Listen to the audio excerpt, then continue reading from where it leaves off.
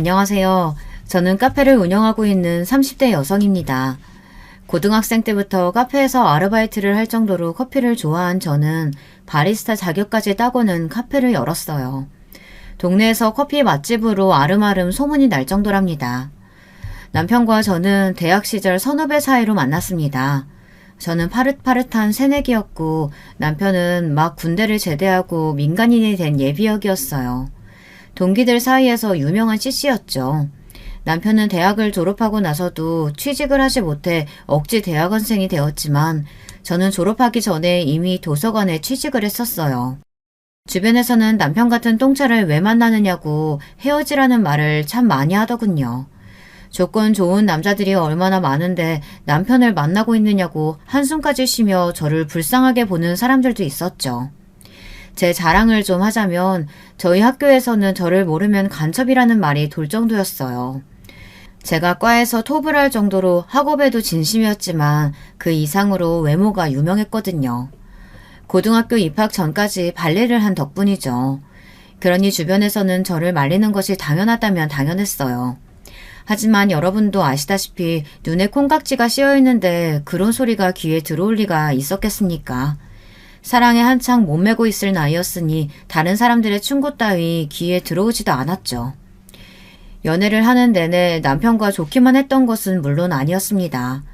헤어지자는 말이 나올 정도로 무섭게 싸운 적도 있었고 서로의 사고방식을 이해하지 못해서 크게 부딪힌 일도 몇 번 있었습니다. 그중 하나가 바로 옷 입는 스타일 때문이었어요. 남편은 패션에 관심이 많은 것인지 아니면 외모를 밝히는 것인지 만날 때마다 제가 입고 가는 옷에 대해 잔소리가 많았어요. 특히 시험 기간이 심했죠. 시험 기간에는 공부할 것도 많고 도서관에서 밤샘을 하는 날도 있었거든요. 그러다 보니 화장할 시간이 있을 리 없었죠. 저는 모자만 눌러 쓰고 거의 맨 얼굴에 가깝게 다녔는데요. 그럴 때면 남편은 못 볼 걸 본 사람처럼 기겁을 하며 화를 냈습니다. 아무리 밤샘을 해도 그렇지 어떻게 그렇게 돌아다닐 생각을 해? 당장 집에 가서 제대로 챙겨 입고 와. 남들이 보면 뭐라고 하겠어. 내 모습이 어때서요? 화장은 했어? 그냥 기초만 하고 나왔지? 눈에 아무것도 안 했는데? 혹시 립만 대충 발랐어? 그리고 옷은 이게 뭐야? 설마 입고 있는 옷이 트레이닝복이야? 오늘 시험이 3개나 돼서 도서관에서 바로 온다고. 그걸로 도서관에 있었단 말이야? 당장 집에 가서 갈아입고 와. 당장. 시험 시작이 코앞인데 집에 가기를 어떻게 가요? 그럼 가서 옷을 사입던가. 그런 거지꼴로 강의실에 어떻게 들어갈 생각인 거야? 창피하지도 않아? 다른 사람들이 뭐라고 생각하겠어? 남편은 거의 졸도할 것처럼 하얗게 질린 얼굴로 말했어요. 그 얼굴에는 기분 탓인지는 모르겠지만 약간의 경멸이 섞인 것 같았죠. 저는 학점보다 중요한 것은 없다고 말하며 그런 남편의 말을 무시했고 남편은 그런 저를 이해하지 못했어요. 그래서 한동안은 냉정 상태가 이어졌죠. 사연을 듣고 계시는 분들 중에는 고작 그런 일로 무슨 냉전이냐고 생각하시는 분들도 있으실 테죠. 저 역시도 이런 일에 열을 내는 남편을 당시에는 조금도 이해하지 못했거든요. 결국 먼저 미안하다고 말하는 쪽은 남편이었어요. 말이 심했다고 하더군요. 하지만 그 뒤로도 남편과 저는 비슷한 문제로 몇 번이나 다툼이 있었답니다. 그것만 빼면 남편과 부딪힐 일은 거의 없었고요. 결혼을 결심한 것은 남편이 겨우 취직에 성공하고 난 이후였어요. 대학원에 들어가서 취직은 한참이겠구나 생각했는데 운이 좋았는지 입학하고 얼마 안 있어 취직에 성공했죠. 남편과 저는 양가 어른들께 정식으로 허락을 받기로 했어요. 양가 어른들께서는 아직 나이가 어리다는 말씀을 하시며 좀 더 후에 결혼해도 좋지 않겠냐고 하셨지만 남편과 저는 어차피 할 결혼 일찍 하던 나중에 하던 무슨 상관이겠냐는 입장이었어요. 모아둔 돈이 부족하면 부족한 대로 둘이서 잘 살아보겠다고 말이죠. 결국에는 양가 어른들께서 마지못해 결혼을 허락하셨죠. 결혼을 앞두고 남편은 제게 딱 하나만 부탁을 하자고 했어요. 남편이 정색을 하고 이야기를 꺼내기에 저는 시부모님을 모신다고 하려나 아니면 제가 모르는 남편의 은밀한 취미생활이라도 있어서 그걸 존중해달라는 이야기인가. 아주 혼자서 오만 가지 상상을 하며 긴장은 잔뜩 했죠. 그런데 남편의 입에서 나온 말은 제가 예상했던 것과는 180도 다른 것들이었어요. 전혀 상상하지도 못했던 이야기라 처음에 듣고는 방금 뭐라고 했느냐고 다시 물어보기까지 했답니다. 나는 결혼했다고 여자들이 퍼지는 거 딱 질색이야. 화장도 귀찮다고 맨 얼굴을 다닌다거나 불편하다고 트레이닝복만 챙겨 입는 그런 여자는 되지 말아줘. 지금처럼 예쁜 모습으로 있어달라는 말이야. 그게 무슨 소리예요? 집이잖아요. 집이라면 편하게 있어도 괜찮지 않아요? 그런 생각이 나는 싫다는 말이야. 가족이라고 해서 모든 것을 다 오픈할 필요가 있는 건 아니잖아. 막말로 우리는 법적으로 묶인 것이나 다름없는데 적당한 텐션은 필요하지 않겠어? 앞으로 가족이 됐으니까 서로에게 비밀을 만들지 말자고 하는 게 맞는 거 아니에요? 내가 언제 비밀을 만들자고 했어? 나는 당신이 나를 존중하는 의미로 좀 꾸미고 있으란 말이야. 우리 엄마는 한 번도 아버지한테 매너를 보여준 적이 없거든. 연애할 때는 남편이 잔소리하는 것이 어쩔 수 없다고 생각했어요. 그런데 결혼을 앞두고 이런 이야기를 직접적으로 할 것이라고는 상상하지도 못했죠. 남편은 허리가 고무줄로 된 옷은 절대 입지 말아달라는 말은 물론 몸매 관리를 위해서 운동도 필수라고 하더군요. 건강을 위해서라고 이야기한다면 이해라도 할 텐데 몸매 관리를 위해서라고 하니 좀 어이가 없었어요. 제 얼굴에 그런 표정이 드러난 것인지 남편은 그 이후로도 일장연설을 이어갔어요. 사사건건 시어머니와 비교하며 자신은 그렇게 사는 모습이 너무 보기 좋았다고 말이죠. 저희 시어머니께서는 머리끝부터 발끝까지 빈 곳을 찾을 수 없을 정도로 완벽하신 분이셨어요. 집에 불러서 몇 번 가본 적이 있는데 그때마다 드라마에서나 볼 수 있을 정도로 완벽한 모습을 하고 계셨죠. 처음에는 저를 손님으로 생각하셔서 그런가 보다 했는데 남편의 말을 듣고 보니 그게 아니더라고요. 하지만 저는 좀 생각이 달랐어요. 집이라는 곳은 편하게 마음을 놓을 수 있는 공간이어야 한다고 생각했거든요. 그걸로 신혼 초반부터 참 많이 싸웠던 것 같아요. 남편은 화장하지 않은 제 얼굴을 볼 때마다 화를 냈고 저는 집에서만큼은 쉬게 해줄 수 없느냐고 싸웠죠. 서로 조금의 양보도 없었답니다. 하지만 먼저 백기를 든 것은 저였어요. 시어머니까지 나서서 들들 볶는데 이길 장사가 없더라고요. 그 일을 제외하고 남편과의 사이는 좋았습니다. 남편은 일을 집에 가지고 오는 사람도 아니었고 저와 있는 시간이 중요하다고 말해주는 사람이었어요. 그런데 이상하게도 남편은 아이 이야기가 나오면 말을 돌리면서 피하더라고요. 시댁에서는 하루라도 빨리 아이를 가지라고 하시는데 말이죠. 그때마다 남편은 아이를 좋아하지 않는다고 말하며 이렇게 둘이서 행복하게 사는 것도 좋다고 말했고요. 하루는 제사가 있어서 시댁에 갔다가 아이는 언제 가질 계획이냐고 한바탕 잔소리를 듣고 집으로 돌아오는 길이었어요. 저는 남편에게 넌지시 시부모님들도 손주를 자꾸 원하시는데 아이를 갖는 문제에 대해 진지하게 다시 생각해보는 것이 어떻겠느냐고 물었죠. 남편은 정색을 하면서 어른들이 말씀하시면 그냥 한 귀로 듣고 한 귀로 흘리면 그만이라고 하더군요. 하지만 오늘만 하더라도 어머니께서 얼마나 날 붙들고 아이 낳아야 한다고 그것도 아들이어야 한다고 강조하셨는지 몰라요. 당신은 우리 닮은 아이가 궁금하지 않아요? 아이 낳는 것이 여자 몸에 얼마나 부담되는데 골반 틀어질 수도 있고 그럼 지금 같은 몸에 유지하는데 얼마나 돈이 들어가겠어. 당신 지금 무슨 이야기 하는 거예요? 지금까지 아이 천천히 갖자고 한 이유가 내 몸매 때문이라고요? 다 당신 생각해서 하는 말이잖아. 애 낳고 지금으로 돌아가려면 얼마나 뼈를 깎는 노력이 필요할지 당신 상상이라도 해봤어? 남편의 말에 저는 숨이 턱하고 막히는 것 같았습니다. 어떤 남자가 아이를 낳지 않는 이유로 아내의 몸매를 꼽겠습니까?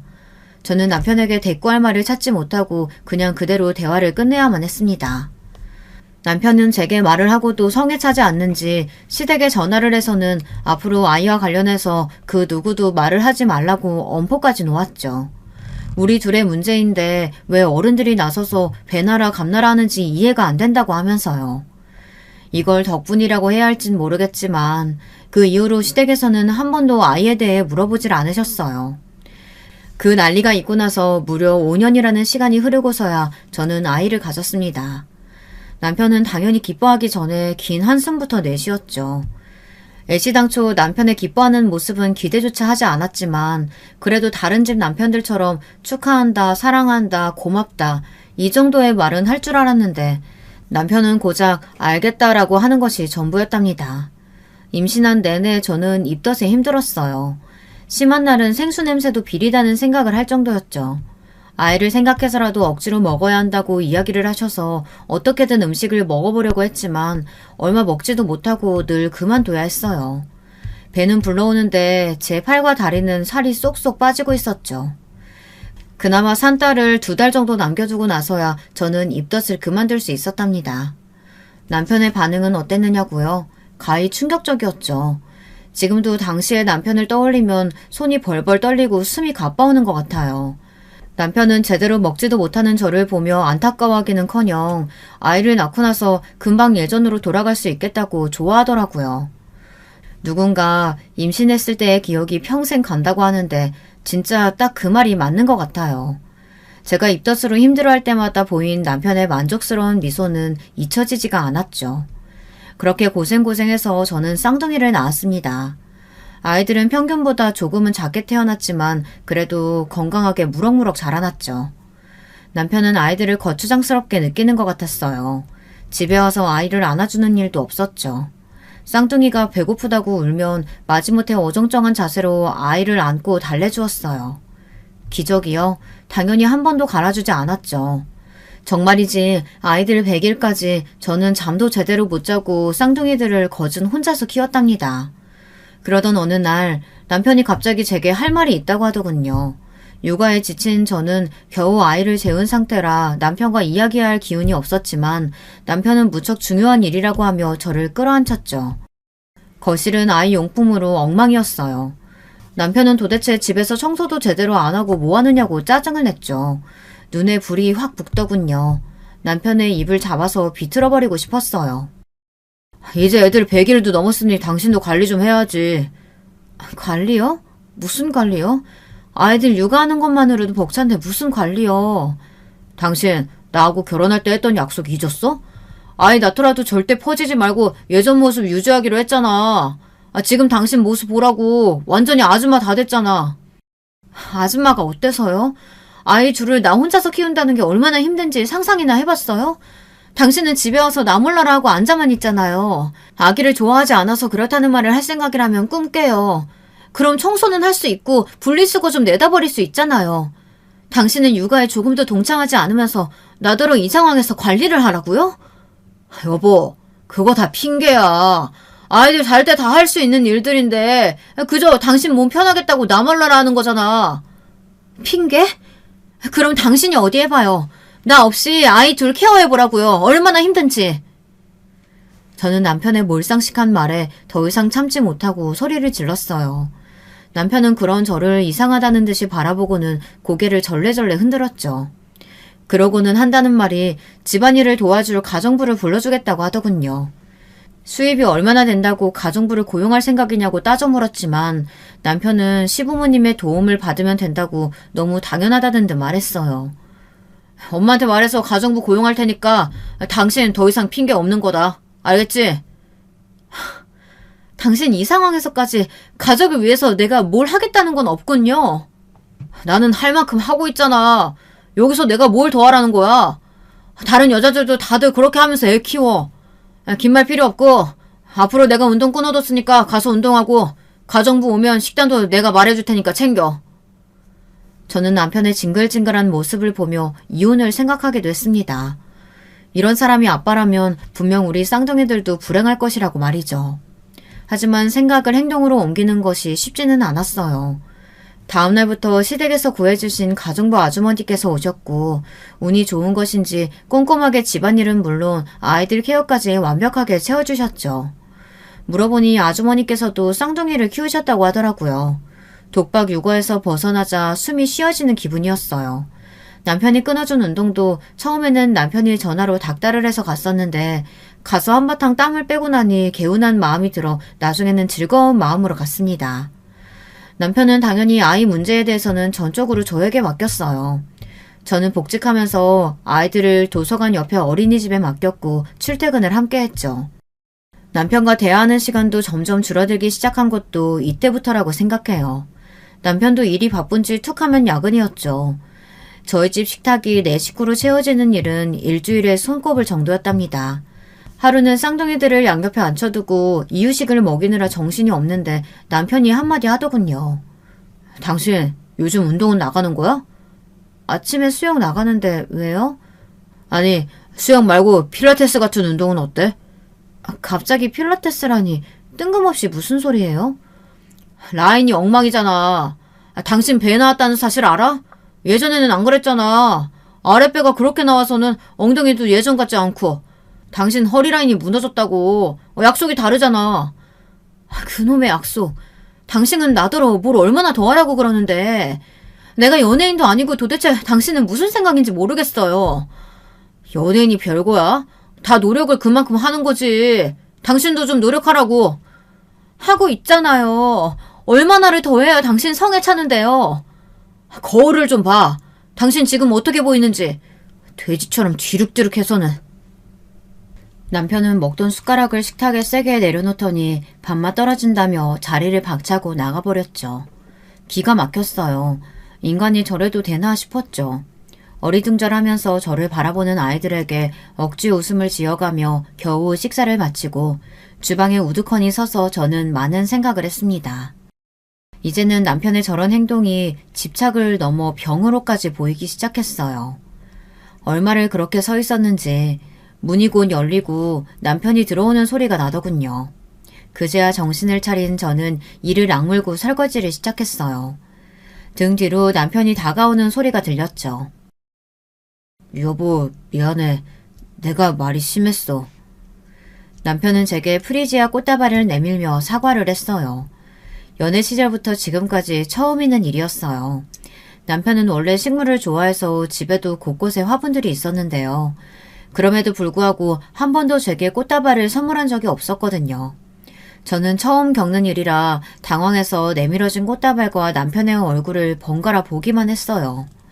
남편은 그런 제품에 꽃다발을 안겨주며 자신의 잘못을 용서해달라고 했죠. 자신이 너무 무심했다며 앞으로는 혼자서 힘들지 않도록 노력하겠다고 하면서 말이에요. 제 입장에서는 해가 서쪽에서 뜬다는 말과 전혀 다르지 않을 정도의 충격이었어요.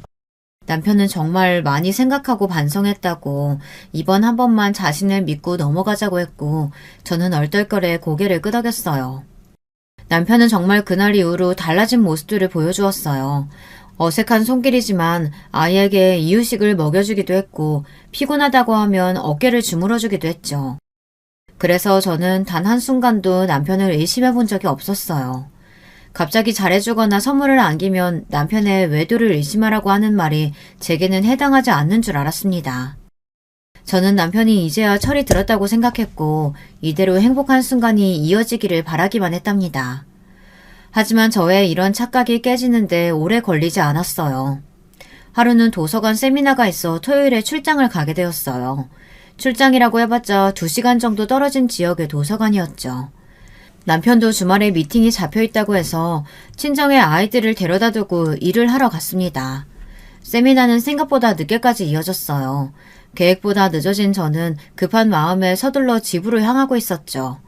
그때였어요. 별 생각 없이 정류장에서 버스를 기다리는데 멀리서 익숙한 차량 한 대가 다가오는 것이 보이더군요. 그리고는 정류장을 지나 건물 주차장으로 들어갔죠. 번호판이 분명 남편의 차였어요. 저는 회사에서 미팅이 있다는 사람이 왜 여기 있나 싶은 마음에 어딘가 홀린 사람처럼 그 차가 들어간 주차장을 따라 들어갔어요. 주차장에 들어가서 바로 남편의 목소리가 들렸고 저는 바로 아무차 뒤에 숨었죠. 오늘도 고생했어. 골프 접대가 역시 제일 힘들어. 교신하지 않게 져주는 것도 보통 에너지가 필요한 일이 아니더라고. 일부러 졌다고는 아무도 모를 정도로 감쪽 같은데요? 자기 원래 실력이 그런 거 아니고? 내 실력 뻔히 알면서 왜 이래. 오늘은 좀 씻고 가야겠다. 땀이 많이 나는지 영 찝찝하네. 그냥 씻고만 가려고? 귀엽게 굴기는. 같이 씻을까? 대학 CC 시절 이후 저렇게 남편이 다정하게 이야기한 적이 있었던가. 저는 역겹고 소름 돋는 대화를 엿들으면서 제가 제대로 듣고 있는 것이 맞는지 의심이 들었어요. 남편은 다정하게 여자의 허리에 손을 얹더니 건물 안으로 들어갔죠. 저는 다리가 풀려서 차마 따라 들어갈 수가 없었어요. 머릿속에 온갖 폭죽이 터지는 기분이 들며 아무런 소리도 들리지 않았죠. 제가 본 것은 분명 남편의 외도 장면이었는데도 믿을 수가 없더군요. 비틀거리며 친정으로 간 저는 친정 어머니를 보자마자 거실 바닥에 주저앉았어요. 퇴근한 남동생이 깜짝 놀라며 이게 무슨 일이냐고 왜 이렇게 몸을 떠느냐고 했지만 저는 한마디도 할 수가 없었어요. 얼마 뒤 남편에게서 회식이 있다는 문자가 도착했고 저는 그걸 보고는 엉엉 큰 소리로 울어버렸죠. 저의 돌발 행동에 아이들도 그리고 친정 식구들도 다들 놀란 얼굴을 하셨어요. 저는 그렇게 울다가 그대로 필름이 끊겨버렸답니다. 다시 눈을 떴을 때는 응급실이더라고요. 그날 그렇게 남편의 외도를 확인한 저는 남동생에게 사실대로 본 것들을 이야기했어요. 제 이야기가 계속될수록 금방 얼굴이 시뻘겋게 달아오른 남동생은 남편을 가만두지 않겠다고 주먹을 불끈 쥐더군요. 남동생은 노발대발하며 당장 이혼을 하겠다고 했어요. 저 역시도 머리로는 이혼을 해야 한다고 생각이 들면서도 선뜻 그렇게 하겠다는 말이 나오질 않더라고요. 남자들의 대부분이 결혼 생활을 하며 바람을 피운다고 하잖아요. 어쩌면 그냥 지나갈 수 있는 바람일 수도 있지 않을까 바보 같은 생각이 들었거든요. 남동생은 무슨 헛소리냐고 했지만 저는 우선 남편과 이야기를 해보겠다고 했어요. 남편의 외도를 알고 나니 그동안의 남편의 행동들이 다 거짓말처럼 보였어요. 남편으로 아이들 아빠로 노력하는 모습이 다 연기처럼 느껴졌죠. 저는 남동생에게 부탁해 남편의 외도 흔적을 찾아달라고 말했어요. 집안에서는 워낙 감쪽 같으니 밖에서 찾을 수밖에 없었거든요. 얼마 지나지 않아 남편과 그 여자의 진한 애정 행각이 담긴 사진이 제 손에 들어왔습니다. 집 밖이라고 조심성이 사라진 것인지 사진을 찍은 것이 아주 손쉬웠다고 했죠. 대망의 그날 저는 남편에게 사진을 내밀며 여기 찍힌 사람은 누구냐고 물었어요. 남편은 멈칫하더니 뚫어져라 사진을 바라보았죠. 그리고는 바람 빠지는 소리와 함께 몸을 뒤로 한껏 젖히고는 저를 바라보며 어떻게 알았느냐고 묻더군요. 바람 피운 것이 맞기는 하군요. 이 상황에서 당신 어떻게 나한테 이렇게 당당해요? 당신이 알았다고 하니까 말하기 쉬워져서 그렇지. 잘 됐어. 언제 말해야 하나 기회만 보고 있었는데. 뭐라고요? 당신 지금 아이들이나 나한테 미안하다는 생각 전혀 안 들어요? 내가 뭘 미안해야 한다는 소리야? 내가 처음부터 말했지. 결혼하고 나서도 관리하라고. 아이는 필요 없다고. 내 말 무시하고 애 둘이나 낳은 사람은 당신이야. 거기다 퍼지지 말아달라고 그렇게 이야기했는데 눈이 있으면 거울을 좀 보라고. 당신이 어떤 상태인지. 야, 너 말 다 했어? 애는 나 혼자만 드니? 나 혼자 낳았냐고. 지 새끼 나 몰라라 하고 아무것도 안 했으면서 지금 모든 게 다 내 탓이란 말이야? 남편의 변명 같지도 않은 소리에 결국 소리를 지르며 흥분한 것은 제 쪽이었어요. 침착하게 대응하자고 그렇게 다짐했는데 남편의 대꾸에 이성이 날아가는 것 같았죠. 하지만 이어지는 남편의 대답은 상상을 초월할 만큼 더 충격적이었어요. 물론 외도를 했다는 사실만 보면 내 잘못이 맞겠지. 그런데 당신이 날 밖에서 다른 여자 만나게 만들었다니까? 사진을 봐. 당신보다 나이는 한 살 더 많은데 자기 관리가 얼마나 확실한가. 들어갈 때 들어가고 나올 때 나오고 얼마나 완벽해. 남편의 말에 저는 수음이 쉬어지지 않는 것 같았어요. 남편은 너무나도 평안한 모습으로 친권도 다 포기할 테니 이혼하자고 하더군요. 제가 먼저 말해도 시원치 않을 상황에서 남편은 당당하게 말했어요. 남편은 위자료는 줄 수 있지만 양육비는 보내지 않겠다고 말했죠. 자신이 원해서 태어난 아이가 아니니 자신이 양육비를 줄 이유가 없다고 말이에요. 남편은 10년 묵은 채증이 내려갔다는 얼굴로 이야기는 변호사를 통해서 하겠다고 하며 가벼운 발걸음으로 가방을 싸서 나가버렸어요. 그러면서 나머지 짐은 정리해서 보내달라고 하더군요. 남편에게 외도 사실을 추궁하려고 만든 자리였는데 모든 것이 엉망이 되어버렸어요. 저는 그런 남편에게 제대로 된 화도 내지 못하고 끝나고 말았답니다. 남동생이 소개시켜준 변호사는 저의 상황을 듣고는 남편을 향해 온갖 욕설을 다 퍼부었어요. 저는 그런 욕이 있다는 것은 처음 알 정도였죠. 저는 어떻게든 두 사람에게 복수하고 싶다고 말했지만 변호사는 위자료 청구 소송을 하는 것이 가장 좋은 방법이라고 하며 오히려 과한 액션은 제게 불리하다고 하더군요. 제가 할 수 있는 일이 소송이 전부라는 사실에 절망감이 밀려왔어요. 나는 용광로에 떨어진 사람처럼 온몸에 불이 붙어 활활 타고 있는데 바람을 피운 남편과 그 상간녀는 행복하게 제2의 인생을 시작한다는 것이 너무나도 화가 났죠. 저를 잘 알고 있는 남동생은 제발 법의 테두리 안에서 행동해야 한다고 이성적으로 보자고 저를 다독였지만 쉽게 진정이 되지 않았어요. 시댁에서는 남편 편을 들며 위자료를 받고 떨어지라는 식으로 나왔어요. 하지만 돈의 문제가 아니었죠. 저는 어떻게 하면 남편과 상간녀를 제가 있는 지옥으로 끌고 내려올 수 있을까 고민했어요. 남동생이 적극적으로 말렸지만 저는 남편과 상간녀에 대해 알아보기 시작했죠. 상간녀는 미스코리아 출신으로 영어 유치원 선생님이더군요. 우선 저는 남편과 상간녀가 새로 이사한 집을 알아냈어요. 그리고 그 옆집이 빈집이라는 소리를 듣고 바로 계약을 하러 갔죠. 하지만 간발의 차이로 다른 사람이 그 집을 샀다고 하더군요. 저는 급한 마음에 집을 샀다는 사람과 연락해달라고 부탁했어요. 부동산에서는 곤란하다는 입장이라 어쩔 수 없이 발품을 팔아야 했죠. 겨우 만난 그 사람은 제 또래의 남자였어요. 저는 제발 그 집을 제게 되팔 생각은 없느냐고 물었죠. 꼭 그 집이어야만 한다고 하며 원한다면 시세보다 더 쳐줄 수도 있다고 했어요. 하지만 남자는 자신 역시 그 집이 아니면 안 된다고 거절하더군요. 제가 무척 간절한 상황이라고 말하자 머뭇거리던 남자는 자신의 목적을 이루고 나면 집을 팔 테니 그때까지 기다릴 수 있겠느냐고 했죠. 그 기간이 얼마나 될지는 모른다고 하면서요. 그 말을 듣는데 뭔가 이상하다는 느낌이 왔어요. 저는 솔직하게 제 상황을 오픈하고 그 집이 필요한 이유에 대해 말했습니다. 제 이야기를 다 들은 남자는 헛웃음을 지으며 얼굴을 감싸주었어요. 한참을 그렇게 있었을까요? 남자가 믿을 수 없는 이야기를 하더라고요. 억지로 꾸며낸 이야기가 아닌가 싶을 정도의 이야기였죠. 그쪽이 말하는 미스코리아 출신의 영어 유치원 선생님, 그 여자가 제 약혼녀였거든요. 2년 전에 제게 사기치고 사라지기 전까지만 하더라도 말이죠. 그게 무슨... 그럼 그 여자가 사기꾼이라는 말이에요? 남자가 말하는 사실은 무서울 정도로 충격적이었어요.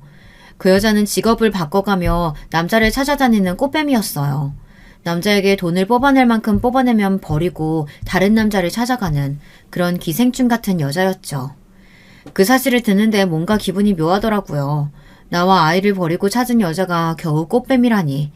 아마 남편은 그런 것은 상상도 못하고 있는 것 같아 기분이 좋아질 정도였습니다. 남자는 2년이라는 시간 동안 상간녀를 찾아다녔다고 말하면서 이제야 복수를 해줄 수 있게 되었다고 말하며 웃었죠.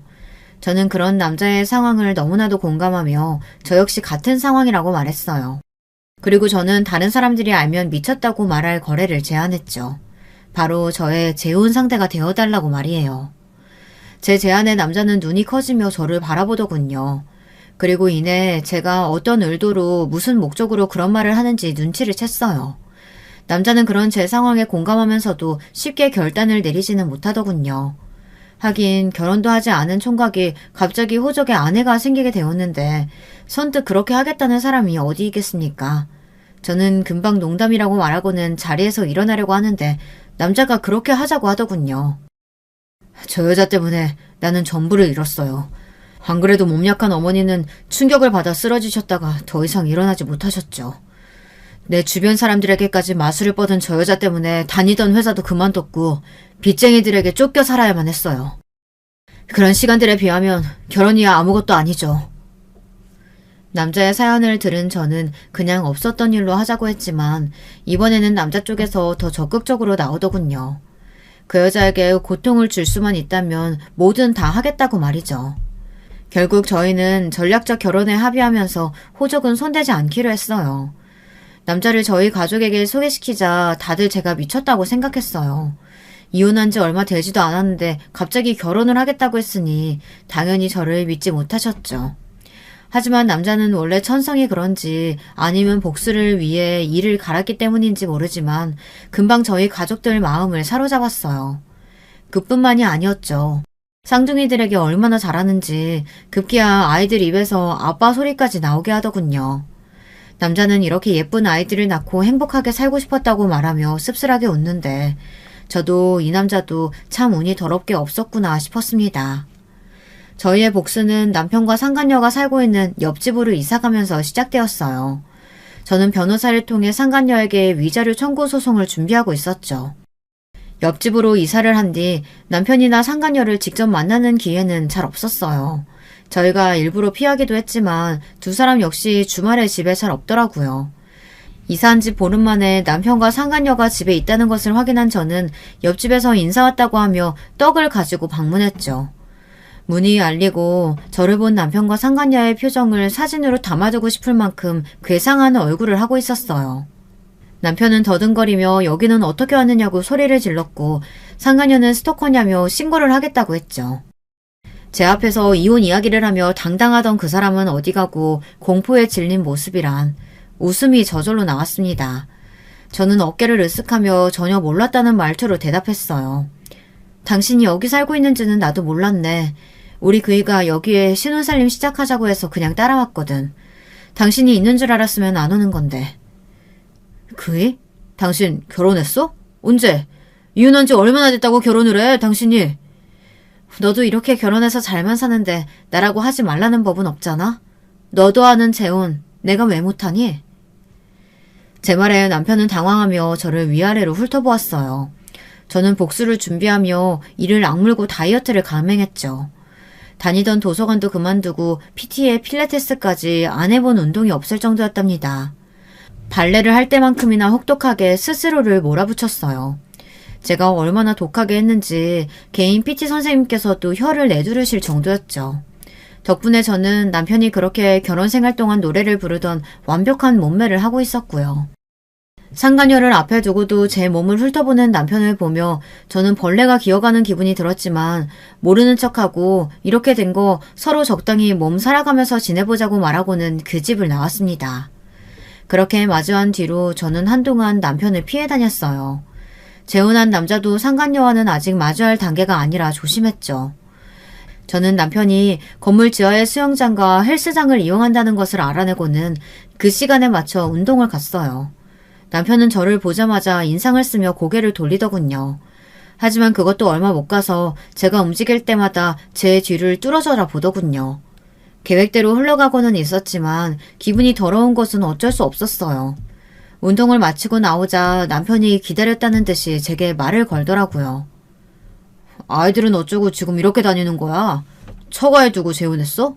왜? 그 남자가 애들까지는 안 된다디? 애들? 당신 입에서 애들이 나오다니. 당신이 아빠라는 자각은 있나 봐.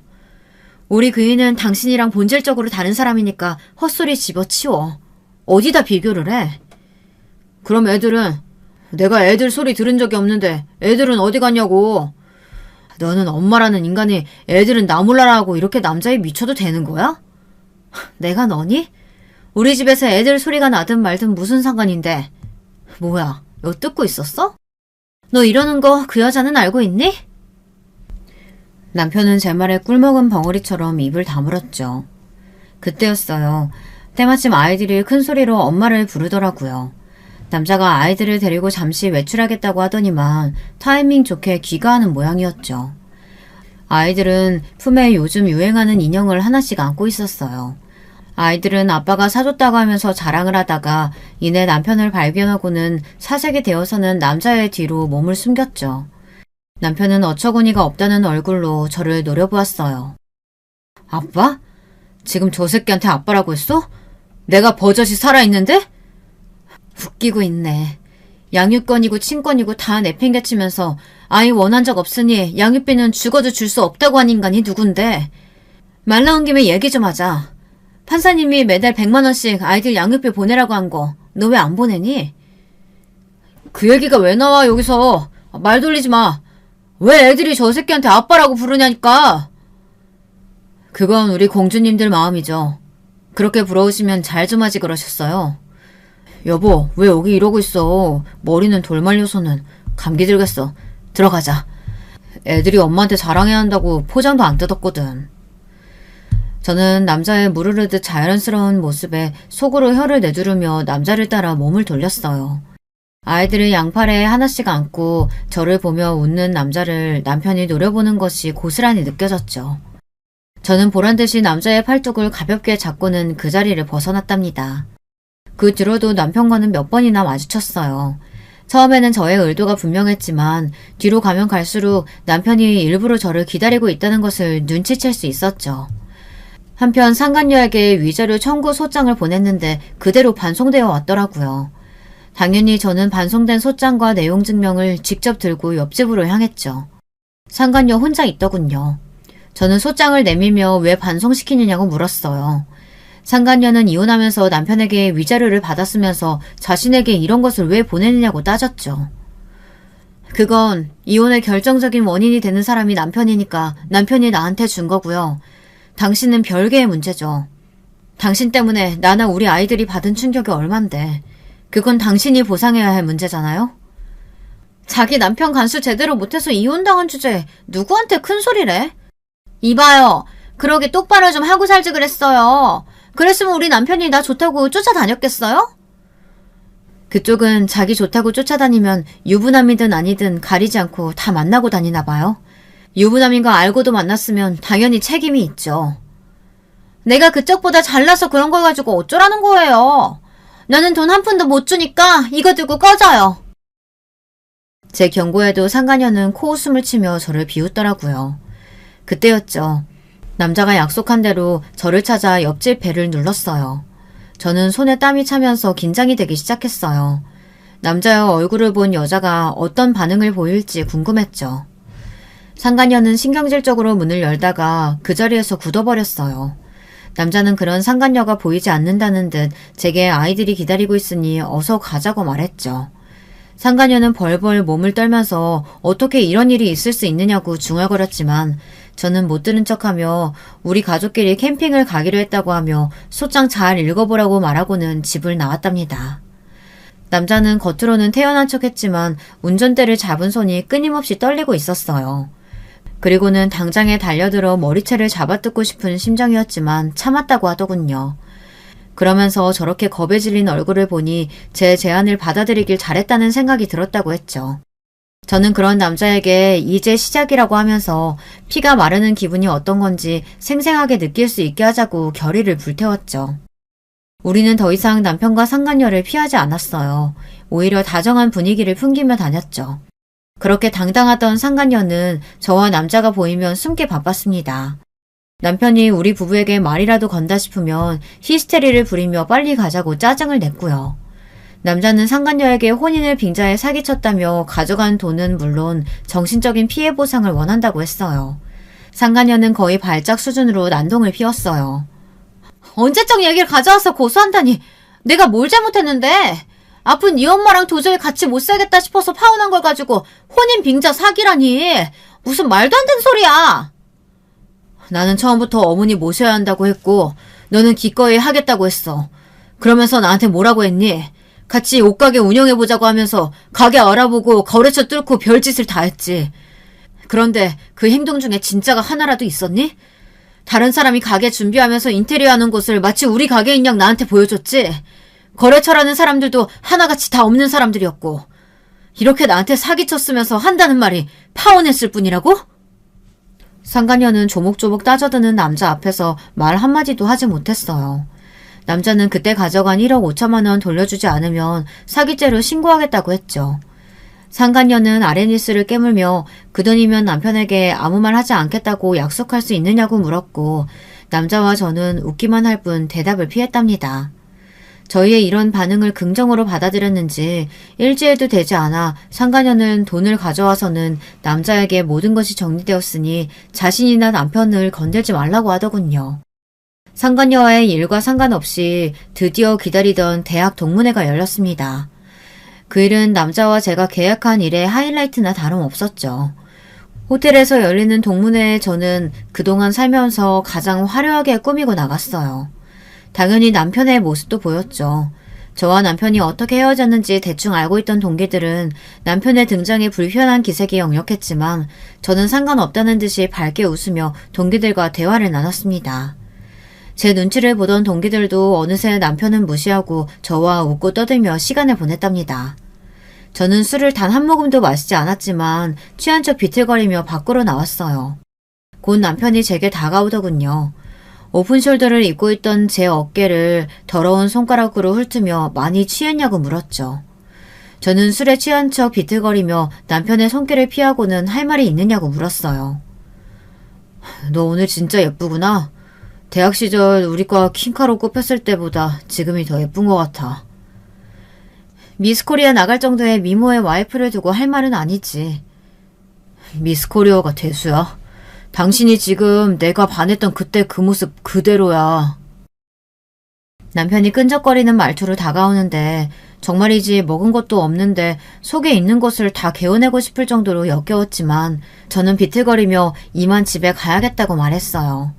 남편은 너무 취했다고 하며 잠깐 쉬었다 가는 것이 어떻겠느냐고 하며 룸으로 가자고 하더군요. 처음부터 그럴 계획이었겠죠. 저는 거절하며 남편을 밀쳤지만 더 가까이 다가오면서 잠깐 술만 깨자고 하더라고요. 당신 와이프가 알면 어쩌려고 이러는 거야. 됐어. 택시 타고 가면 되니까 이거 놔.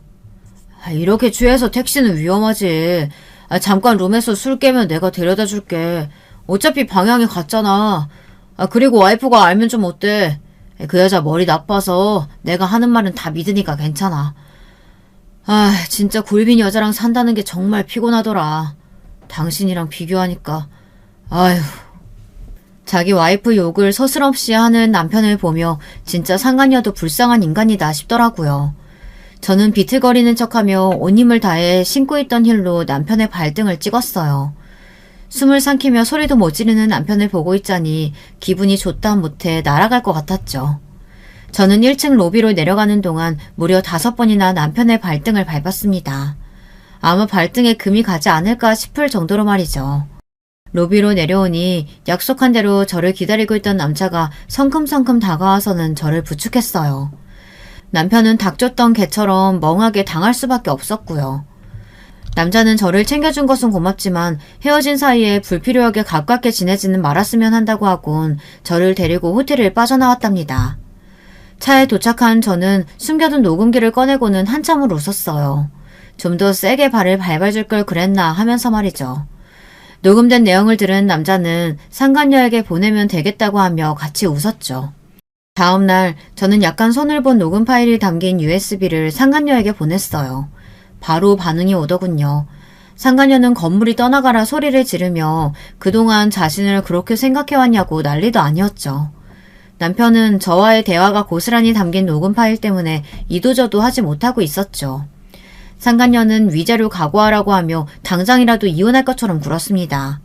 저와 남자는 이때를 놓치지 않고 이번에는 남편에게 내용 증명을 보냈어요.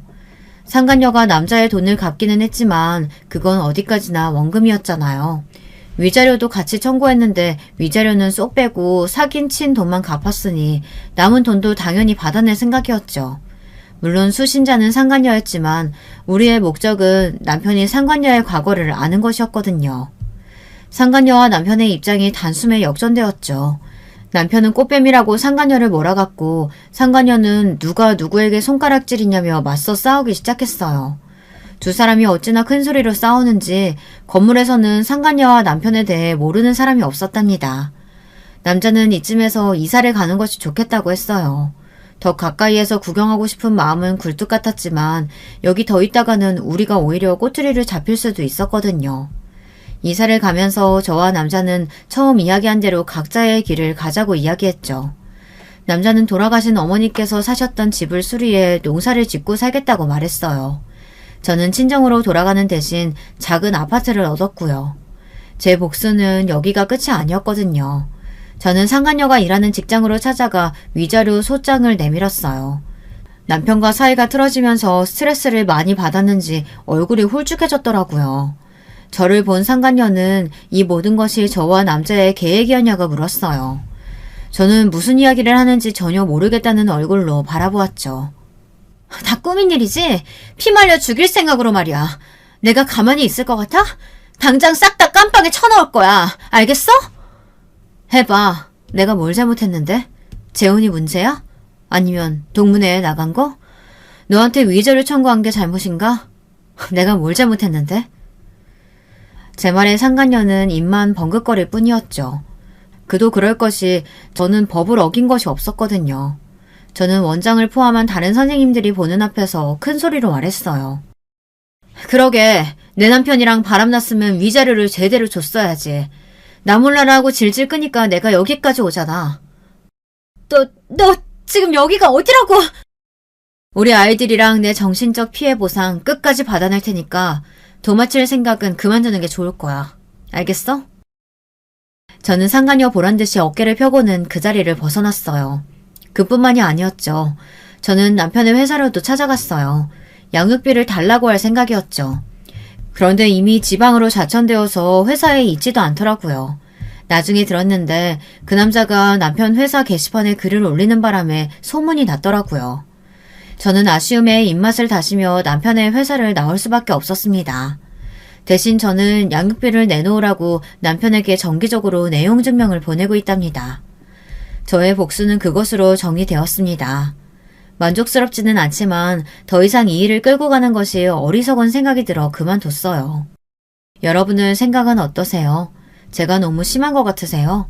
여러분들 생각이 궁금하네요. 마지막으로 저와 함께 복수를 함께 해준 그 남자. 지금 저는 그 남자와 진지하게 만남을 이어가고 있습니다. 같이 겪은 일이 있어서 그런지 정이 좀 들더라고요. 아이들도 잘 따라고요. 진짜 부부가 될지는 잘 모르겠습니다. 둘 사이가 어떻게 될지는 앞으로 시간이 해결해주지 않을까요? 여러분, 두 번째 사연 시작하기 전에 좋아요, 구독 꼭 눌러주실 거죠? 그럼 두 번째 사연 바로 시작합니다. 안녕하세요. 저는 서울에 사는 30대 주부입니다. 날도 추운데 사연 유튜브 듣다 보니 자꾸 제 옛날 일이 생각이 나서요. 어디다 잘하지 못했던 제 얘기도 한번 털어놔보고 싶었어요. 제가 결혼하기 전 일이에요. 전 처녀 쪽에 좀 빨리 결혼하고 싶어하는 쪽이었어요.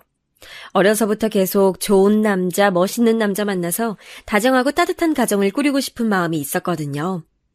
저희 집도 스펙이 나름 괜찮은 편이었고 저도 나름 괜찮은 미대 졸업하고서 그림 활동을 하고 있었어요. 물론 그때 당시에 작가로 어디에 이름을 내걸 만큼 엄청나게 뛰어난 화가는 아니었지만요. 전 저희 엄마 아빠가 워낙 다정하게 잘 사셨기 때문에 저도 그렇게 살고 싶은 마음이 있었어요. 그래서 엄마나 아빠가 여기저기 선자리도 많이 알아봐 주셨어요. 사실 제가 그렇게 인맥이 넓은 편은 아니고 친한 친구들만 깊이 친한 타입이라서 사람을 폭넓게 사귀진 못했거든요. 그래서 남자친구를 많이 사귀진 못했고 대신 졸업 후에 부모님의 인맥으로 여기저기서 소개를 받아서 만나보곤 했어요. 그런데 소개받아서 만나는 사람 중에 저랑 딱 맞는 사람이 있을 확률이 뭐 얼마나 있겠어요? 꽤 많이 만나봤지만 실패도 많이 했어요. 그래서 20대 중반쯤에는 좀 초조해져 있었죠. 졸업 후에 친구들은 취업하거나 화가가 돼서 잘 나가던지 아니면 좋은 집안, 좋은 남편 만나서 시집가서 떵떵거리고 살았거든요. 미대 출신이라 대학 친구들이 거의 다 무척 예뻤고 그래서인지 더 그런 경향이 심했어요. 미영아, 너 아직 소식 없어? 무슨 소식이야, 소식은. 아니, 너 정도 예쁜 애를 왜 남자들이 다 그냥 두지? 진짜 이상하다. 몰라. 지난번에 소개팅한 남자는 자기네 집이랑 우리 집이랑 격이 안 맞는데 재수없어. 뭐래? 대놓고 그런 소리를 한단 말이야? 근데 사실은 우리 집이 좀 애매해서 더 그런 놈들이 나타나는 것 같기도 해. 겉으로 보기엔 그럴싸해 보이는데 사실 알고 보면 그렇게 막 잘 나가진 않으니까.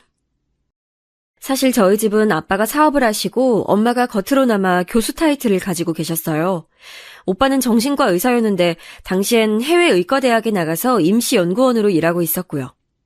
근데 아빠의 사업은 그냥저냥 중소기업 정도였고 엄마는 지방에 좀 이름 없는 대학 교수 대우 같은 거라서 이름만큼 스펙이 좋지는 않았었죠. 재산도 평균보다야 많았지만 그렇다고 아주 부자라고 하기도 좀 애매했고요. 그래서인지 겉으로만 대충 보고 선부러운 사람들이 나중에 실망하는 경우도 종종 있었어요. 그러던 중에 어느 날 엄마가 저한테 그러시더라고요. 얘 미영아, 이번에 엄마 친구 순자 아줌마 있지? 순자 아줌마가 너 소개해줄 남자 있다고 선 한번 봐보라더라? 순자 아주머니? 그 아주머니면 되게 잘 사시는 분이잖아. 그래, 그래서 믿을 만한 것 같아서 너한테 말하는 거야. 순자도 한 달이 건너 아는 사람이라고 하긴 하던데 그래도 그 남자가 변호사고 집안도 좋다더라. 와, 진짜? 아니, 근데 스펙만 좋으면 안 되는데 성격도 좋고 다정한 사람이어야 되는데? 아유, 얘, 그거야 만나봐야 아는 거지. 그러다가 막 외모 엄청 깨는 거 아니야? 그렇게 스펙 좋은 사람이 왜 자기가 안 만나고. 그거야 우리가 어찌 알겠니. 한번 만나보기나 해봐. 그래서 저는 선자리를 나가게 됐어요. 사실 선자리도 꽤나 여러 번 봐왔고 이런 식으로 남자를 만나는 것도 많이 해봐서 그리 떨리진 않았죠. 만나기 전에는 뭐 남자가 이렇게 좋다, 집안도 좋다 하는 말도 무척 많이 들었는데 나중에 가서 실망하는 경우도 많았으니까요. 전 그래서 별다른 기대를 하지 않고 가서 앉아 있었어요. 그런데 나타난 남자는 생각보다 너무 괜찮았어요. 겉모습도 키가 제법 큰데다 피부도 하얗고 안경 쓴 모습이 상당히 훈남이더라고요. 게다가 말할 때도 굉장히 예의 바른 편이었고 이야기를 나누다 보니 무척 스마트한 사람이기도 했어요. 미영 씨는 다정한 사람을 좋아한다고 들었어요. 네? 아, 네. 제가 이상형이 다정하고 온화한 사람이어서요. 전 어때 보이세요? 네? 아, 처음이라 잘 모르긴 하겠지만 배려심 깊은 분이신 것 같아요. 남자는 제 대답이 좋다는 듯 웃더라고요. 전 가슴이 두근거렸고 만남이 끝난 후 애프터가 들어왔을 때 당연히 승낙했어요. 그리고 만남을 지속했죠. 거의 석 달 이상 만났을 때 우리는 어느새 사귀고 있었어요. 정식으로 남자친구가 사귀자고 한 적은 없었지만 그 정도야 당연하다는 듯이 패스하고 자연스럽게 사귀는 사이가 된 거였죠. 남자친구는 큰 로펌에 다니는 변호사였고 그래서 엄청나게 바쁠 때도 많아서 제가 로펌 앞에까지 가서 만나는 경우도 많았어요. 하지만 그게 나쁘다거나 하진 않더라고요. 워낙 스펙도 좋은 사람이고 정장 갖춰 입고 나와서 기쁘게 저를 맞이하는 남자친구의 팔짱 끼고 거리를 걷는 것 자체가 무척 즐거운 일이었거든요. 엄마는 제가 선에서 만난 남자와 사귀기 시작하자 엄청나게 관심을 가지고 이것저것 물으시더라고요. 어때? 그 남자. 아, 네 남자친구지 이제? 어떤 것 같아? 순자도 궁금해하더라. 어떻게 진행되고 있는지. 뭐 그런 걸 가지고 궁금해하시고 그래. 엄마 친구분들끼리 우리 얘기 막 수다 떨고 그러는 거 아니지? 말은 좀 나오지 뭐. 친구 중에 하나가 소개해줬는데 그럼 그걸 어떡하니? 어차피 이 얘기 나올 수밖에 없지. 그래서 그 남자 어떤데? 다정해. 그리고 변호사라서 나한테 돈도 잘 쓰고 말하는 거 들어보면 아주 단정한 사람이야. 나중에 혹시 결혼하면 내가 너무 게으르고 해퍼서 문제되는 거 아닐까 싶을 정도로 그래. 얘는 남편이 좀 딱 부러지는 스타일이면 마누라는 부드러워도 괜찮아. 둘 다 딱 부러지면 그게 오히려 문제되기도 한다 너. 그런가? 그래.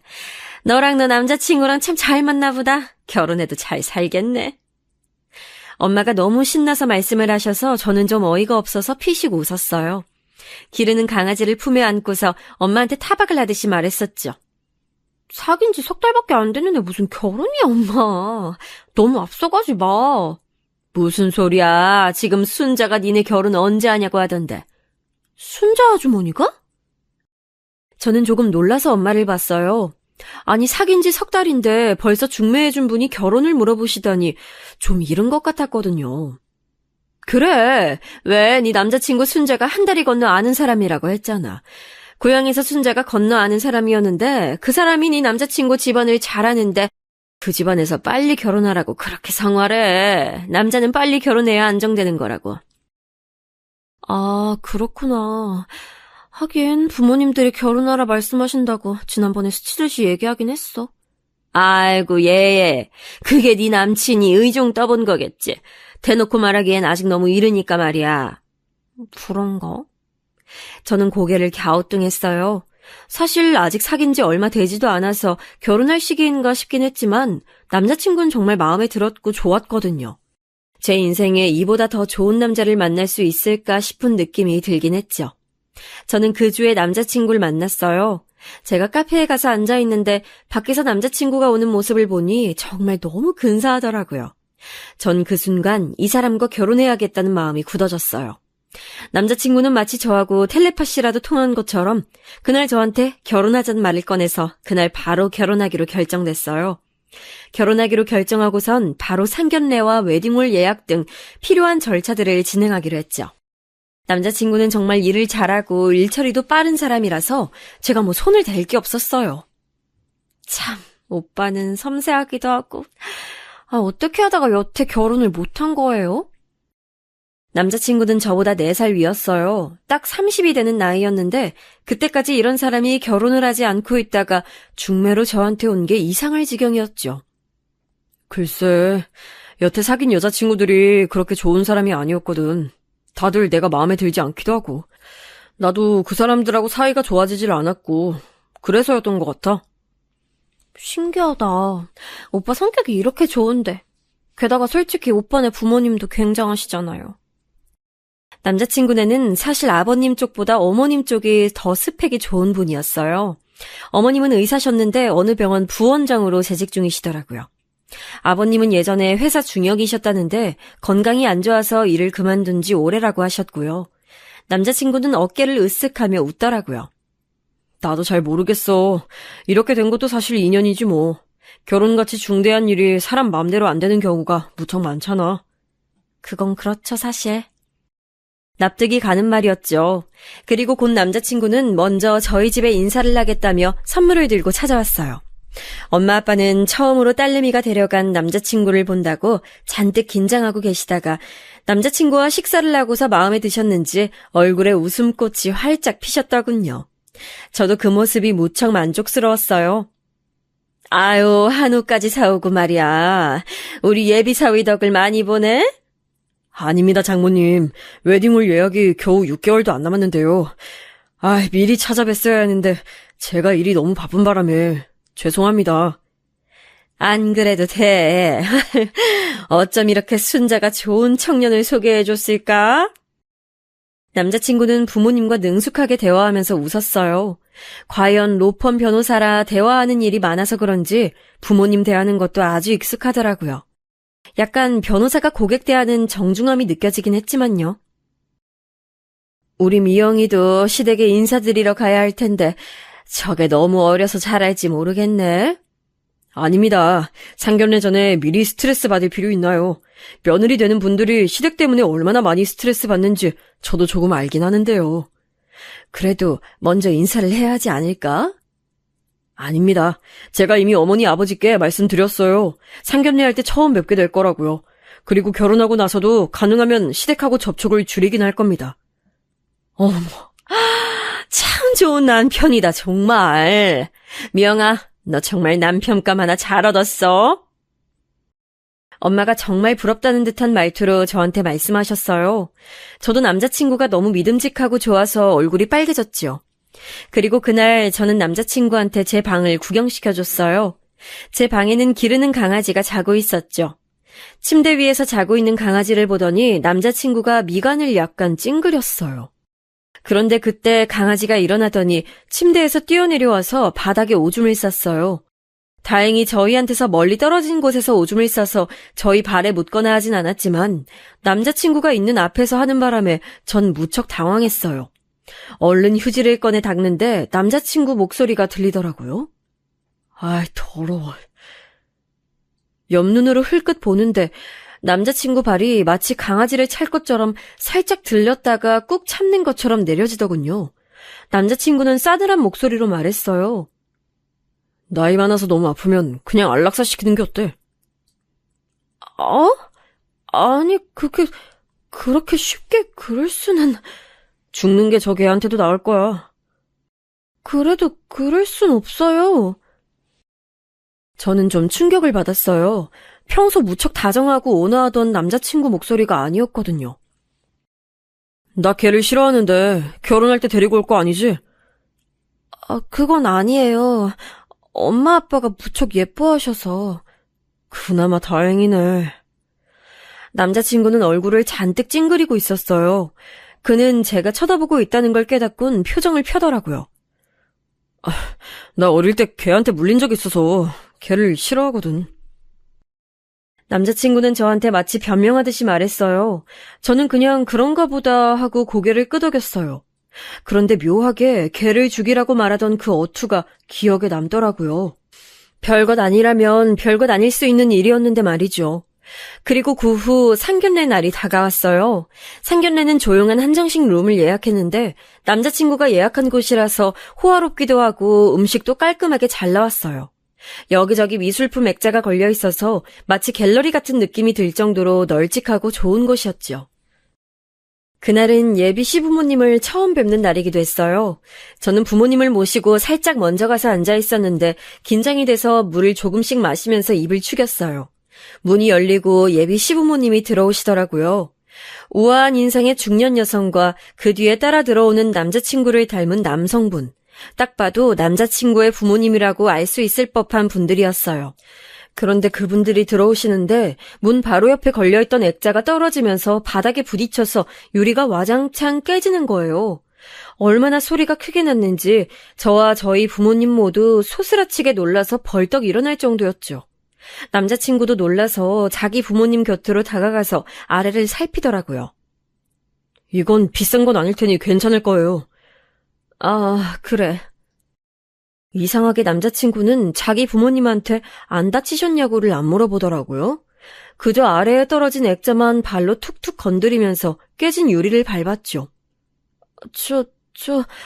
어머님 괜찮으신 거죠? 전 그냥 있을 수가 없어서 머뭇거리면서 여쭤봤어요. 예비 시어머니는 저를 보시더니 부드럽게 웃으시면서 괜찮다고 걱정 말라고 하셨어요. 상냥하네요. 괜찮냐고 물어봐 주기도 하고. 당연하죠, 어머님. 액자야 떨어진 건 어쩔 수 없고 다치지 않는 게 제일 중요하잖아요. 시어머니는 미소를 지으셨지만 어딘가 피곤해 보였어요. 뒤에 서 있던 예비 시아버지는 자기 아내가 다쳤는지 말았는지도 관심을 안 가지고 있더라고요. 인상은 무척 좋고 오히려 남자친구보다도 잘생긴 분이었는데 예비 시어머니하고 묘하게 겉도는 느낌이었어요. 아, 그때 혹시 두 분 사이가 안 좋으신가 하는 생각이 들더라고요. 왜 그런 집안들 많잖아요. 겉으로는 멀쩡해 보이는데 겉으로만 멀쩡하고 안으로는 골물대로 골마서 서로 중내사내하고 싸우고 사는 집이요. 저는 눈치를 보면서 엄마한테도 흘낏 눈으로 말했어요. 엄마도 뭔가 느낀 게 있는지 고개를 살짝 끄덕이시더라고요. 상견례는 평범했어요. 예비 시어머니는 전반적으로 저희 집에 호의적으로 말씀하셨고 무엇보다 아들이 결혼한다는 사실에 굉장히 기뻐하시는 것 같더라고요. 우리 며느리 될 아이한테 오빠가 있다고 들었는데 오늘 그분은... 아, 그 애는 정신과 의사인데 지금 해외 대학에 임시로 나가 있어요. 아마 올해 내로 들어오긴 할 텐데 결혼식에 맞출 수 있을지는 잘 모르겠네요. 안 된다고 해도 들어오라고 해야죠. 아들이 사부인 말을 잘 듣나 보네요. 그럼요. 안 들으면 제가 가만두나요. 좋으시겠어요. 저희 아들은 정말 말 안 듣는데. 아유, 이서방이야 말을 듣고 말고 할 게 뭐 있을까요? 저렇게 훌륭한 청년인데요. 엄마가 진심을 담아서 그렇게 말씀하시는데 시어머니의 얼굴이 묘하게 어두웠어요. 곁에 앉은 예비 시아버지는 저희한테 별 관심도 없으신 것 같고 남자친구는 그저 웃기만 하고 있었고요. 전 아무리 생각해도 이 가족들 사이에 감도는 분위기가 좀 이상하더라고요. 가뜩이나 예비 시부모님이 들어오실 때 액자가 떨어진 게 너무 마음에 걸리는데 이렇게 가족끼리 분위기가 이상하니 더 기분이 좋지 않았어요. 하지만 그렇다고 해서 정말 딱 안 좋은 뭔가가 있진 않아서 트집을 잡기도 어려웠어요. 오늘 만나뵈니 사부인도 사돈 어른도 다 좋은 분 같아서 우리 아이 마음 놓고 시집 보낼 수 있겠어요? 별 말씀을요. 저희 아들도 잘 부탁드립니다. 상견례는 그렇게 아주 부드럽게 잘 끝났어요. 예비 시어머니가 병원 부원장인데다가 남자친구가 유명 로펌 변호사인데도 다른 예단이나 혼수 얘기는 조금도 하지 않으시는 게 무척 의외긴 했죠. 왜 보통은 집안끼리 차이가 나거나 결혼 당사자끼리 차이가 나면 혼수와 예물을 많이 요구하기도 하잖아요. 집안도 그렇거니와 저와 남자친구도 많이 차이가 났거든요. 저는 미대 졸업 후에 놀고 있는 처지였고 남자친구는 로펌 변호사였고 그런데 시부모님은 이상할 정도로 그런 얘기는 조금도 꺼내지 않으셔서 전 나중에 말씀하시려나 싶었어요. 저희 부모님도 어느 정도 각오는 하고 있다고 말씀하기도 하셨거든요. 그리고 아빠가 운전하시는 차에 타서 돌아가는 길에 엄마가 말을 꺼냈어요. 좋은 분들인 것 같은데 조금 이상한 느낌 들지 않았어요, 엄마? 그래, 뭔가 딱 짚진 못하겠는데 묘하네. 두 분 사이가 그리 좋진 않으신 것 같지? 그리고 하여튼 뭔가 위화감이 느껴지네. 그래, 게다가 하필이면 그 양반들 들어올 때 액자까지 깨져가지고 더 기분이 이상하네. 하필 말이야. 엄마가 중얼거리셨어요. 아빠는 대화에 끼지 않고 묵묵부답이셨는데 원래도 말수가 적은 분이라서 그러려니 했죠. 그런데 횡단보도에 신호를 받아 멈춰 서 있던 때 순간 차가 들이받쳤어요.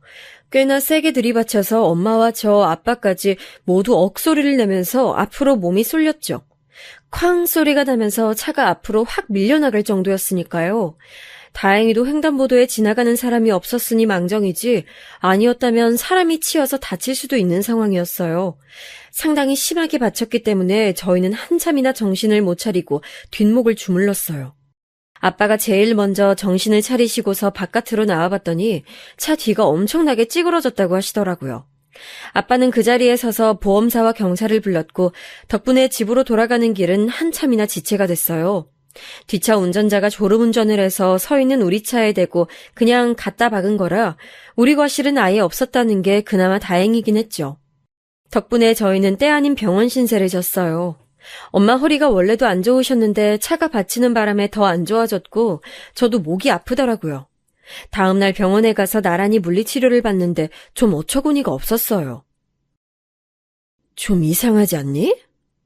엄마가 조용히 침묵하다가 꺼낸 말이 딱 제 심정을 대변하더라고요. 그렇지, 엄마. 엄마는 한숨을 푹 쉬셨어요. 예비 시부모가 들어오는데 액자가 떨어져 깨지질 않나. 돌아오는 길에 우리 잘못은 하나도 없이 차 사고가 나질 않나. 예. 엄만 좀 이상하다, 정말.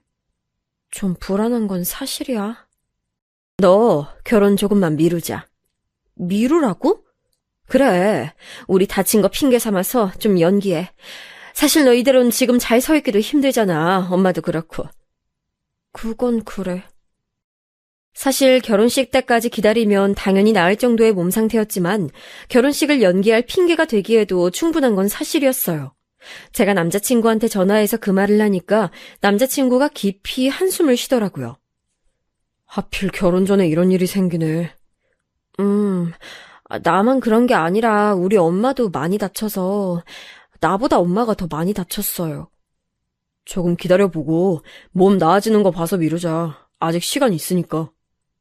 하지만 기다려보자고. 남자친구는 딱 잘라서 기다리자고 했어요. 전 그때도 이미 남자친구와 시댁에 대해서 좀 민감해져 있어서 그 말투가 신경질적이고 날카로운 것 같다고 느꼈죠. 사실 생각해보면 남자친구는 약속을 어기거나 원래의 계획이 틀어지는 걸 극도로 싫어했어요. 초반에 제가 데이트에 10분 정도 늦은 적이 있었는데 그때 남자친구가 아주 마땅찮은 표정으로 있다가 얼마 데이트를 하지도 않고 곧장 돌아가 버렸기에 제가 그 후로는 절대 시간에 늦지 않아서 별다른 트러블이 없었던 것뿐이었죠. 지금 생각하니 그것조차도 뭔가 이상하게 느껴졌어요. 사실 사람이 약속 틀어지는 거 싫어할 수는 있는데 하나가 이상하게 여겨지니 다른 것도 다 연쇄적으로 그렇게 느껴졌던 거예요.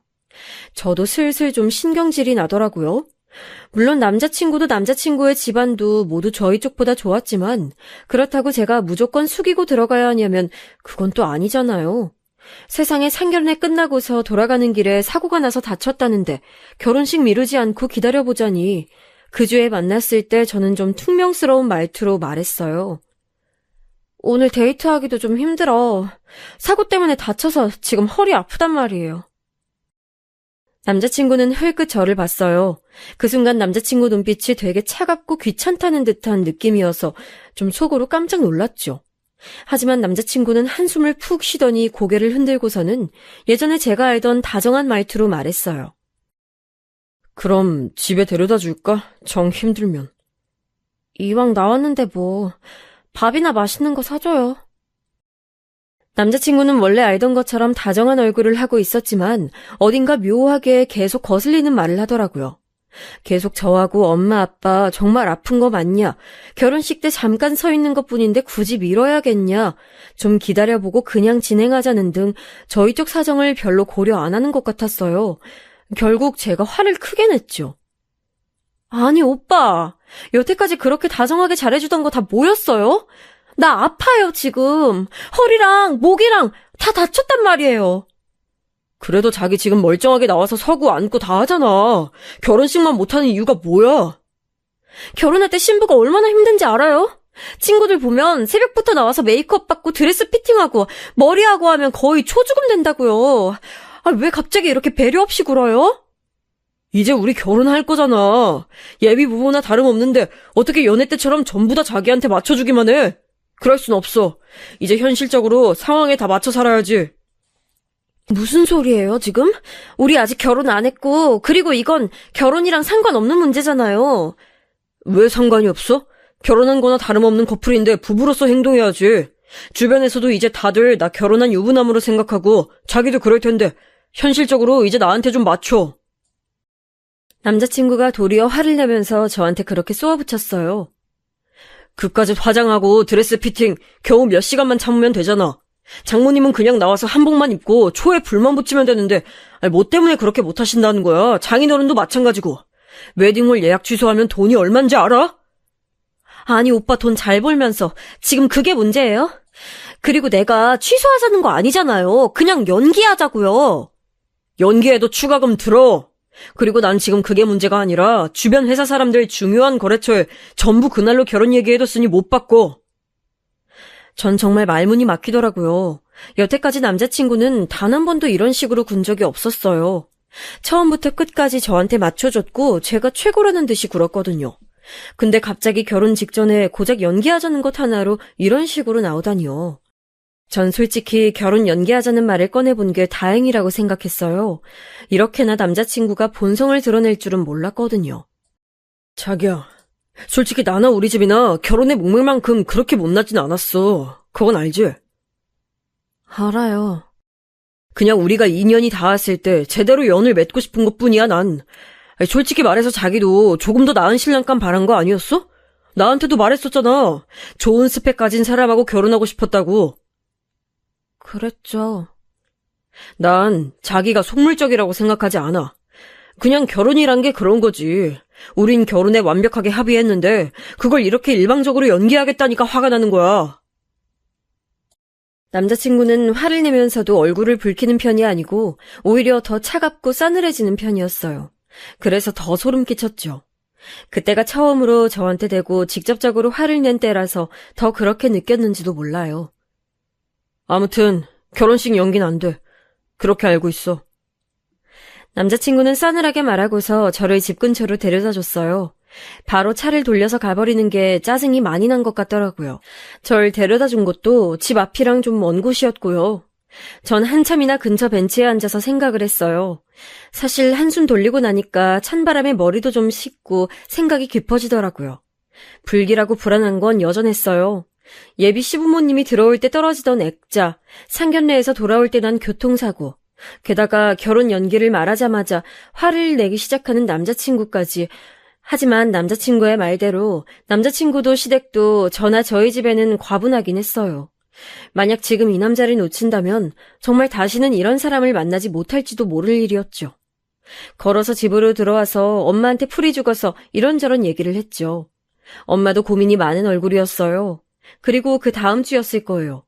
제 핸드폰으로 낯선 번호가 뜨길래 전 누군가 하고 전화를 받았어요. 아, 김미영 씨 전화입니까? 예, 맞는데요? 아, 세아가, 나, 네 시애비 될 사람이다. 거침없는 목소리가 들려왔죠. 전 너무 놀라서 눈을 껌뻑거리다가 황급히 인사를 했어요. 시아버지는 저한테 할 얘기가 있다면서 나오라고 하셨고 전 어버버하다가 나가겠다고 하고선 전화를 끊었어요. 시아버지가 저를 불러낸 곳은 집 근처의 카페였어요. 전 당황해서 뛰쳐나온 터라 옷차림도 엉망이었는데 시아버지는 깔끔한 정장을 입고 있었죠. 마치 영화에서 나온 것처럼 근사한 중년 남성으로 보였어요. 아버님, 어떻게 여기까지 오셨어요? 아, 별건 아니다.